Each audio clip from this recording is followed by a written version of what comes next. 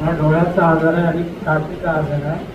हा ज्यूस चालू केल्यापासून माझ्या डोळ्याचा पडदा वगैरे क्लीन झालाय आणि पुढे अजून डॉक्टरची चालू आहे औषध.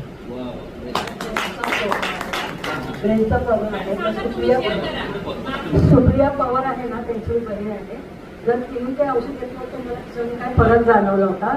तर म्हणजे तू काय घेतलं तर ती मला बोलली की हे अमृतची साडी ती घेऊन बघ एकदा, कारण का त्यांना खूप काही कारण ऐकायला येत नाही आणि डॉक्टरांनी जे सांगितलं होतं ते ऑपरेशन करणार.